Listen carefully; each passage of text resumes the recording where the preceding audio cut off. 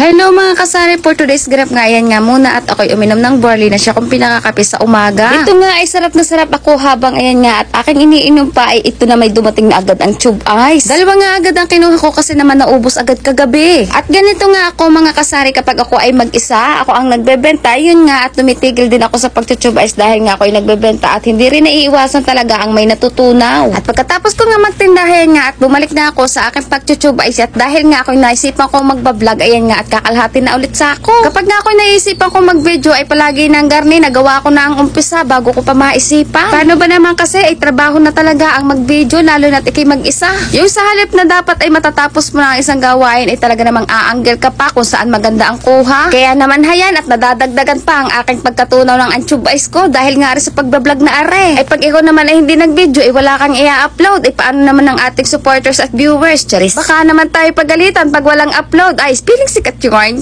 Cheers! Dahil tapos na ako, ayan nga at may nagising na baby.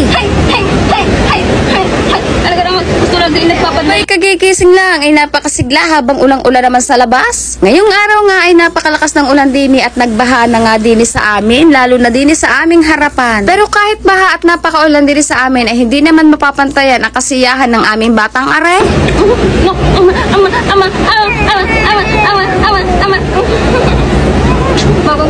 Bagong gising ng aming baby.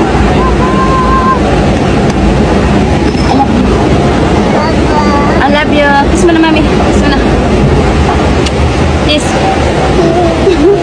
At heto na nga at naisipan ko nga i-video yung aming harapan kasi naman kukuhanin ko yung galon na naghahandle ng aming tarapal. Ito nga kaunting laguros ng ulan ay talaga namang hayan nga at bahang-baha na kaagad ang aming mga paligid. At matapos ko nga kuhain itong galong ito kasi itong galong ito naghahandle sa amin doon sa aming tarapal. So kailangan ko yung kuhain kasi baka maanod pa. Ay ang bongga naman ang ginawa ni engineer na tungtungan ng e-bike at tingnan nyo at hindi man lang nabaha ang aming iba. Alam nyo mga kasari kung wala yung tungtungan ay lunod na ang battery na yan ay syapihadong hindi magagamit kinabukasan. O diba, saan ka pa? Sobrang safe ng aming e-bike sa baha. Tingnan naman po yung naglalakad at lubog na lubog ang paa at saka yung mga gulong ng tricycle ay talaga namang kalhati na laang ang lutang. Yan naman pagka ganitong baha talaga ay talaga namang apektado yung ating mga sales, mga kasari. Pero yung ganitong baha mga kasari dito sa amin ay saglit lang naman. Yun nga lang kapag ka naulan ay talagang saglit lang din at baha na din kaagad. At eto nga pumasok na ako dito sa loob ng tindahan at nag-video ako dito sa bintana ayan nga at nakita ko yung manggagawa ng kalsada ay huyup-yup na dun sa kabila. Pero syempre habang ganyan at baha at wala namang customer, hayan at mag-e-enjoy muna kami ng aming bebe sa pagkain ng grapes. Ito kasi yung aming favorite ng aming baby girl, kaya naman hayan nga at lagi kami ibinibili ng daddy namin.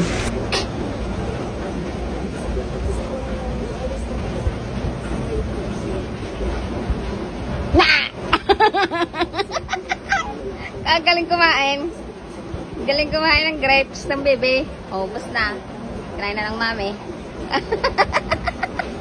Hindi ka pinaghihimay ng mami. Kaya sarili sikap na lang. Ah. Sarili sikap. O diba mga kasari, napakagaling kumain ng grapes ng aking bebe lablab habang naghihintay kami ng customer. Diyan ko lang nga pala siya iniligay sa kanyang upuan para naman siya ay makakain ng maayos. O diba talaga naman ay nakakakain nga ng maayos. Layaan ko lang siya na kumain para naman matuto na siya kumain ng hindi binabalatan. Yun nga lang ay talagang binabalatin pa rin niya kahit siya lang mag-isa. Kaulan. I love you. I love you.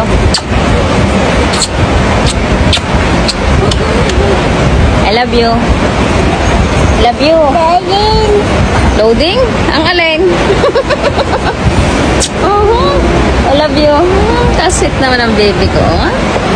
Dito nga ay sa Chirya naman ang aming dinadalihan ay kasi nga naman pagka ganitong naulan ay talaga naman kasarap magkutkot. Kaya naman ang aking baby ay nagkukutkot na din. O diba mga kasari, kahit kaming mag-ina lang dito sa tindahan namin ay talaga namang enjoy na enjoy pa rin naman kami. Pagkatapos nga na si Chirya nga at ang aking baby ay kumuha pa ng wata tops at gustong gusto niya yung wata tops na yan. Siyempre katulad kanina ay umuulan pa rin at wala pa rin customer na bumibili. Kaya naman hayan at kami ay magkakain o ubusin namin ang laman itong aming tindahan. At kami nga ay habang kumakain yan nga at nakatangla syempre sa TV para naman kami para nagwa-watching movie laang dyan. At syempre hindi mawawala ang pagkakalat ng aming baby. Ayan nga, at sabi ko sa kanya ay ibalik doon sa kahon at hindi ko pa nga malingilan ang mag-ayos. Aba, ikagaling naman at napakagaling umintindi ng aking 1.5 taong baby labla. Nanyo nga talagang nasunod ang aking gusto na ilagay niya ulit sa kahon yung kanyang mga ikinala. So paano mga kasari, hanggang dito na lang muna at wala na akong maisundo. Yun lang, bye bye, God bless, salamat!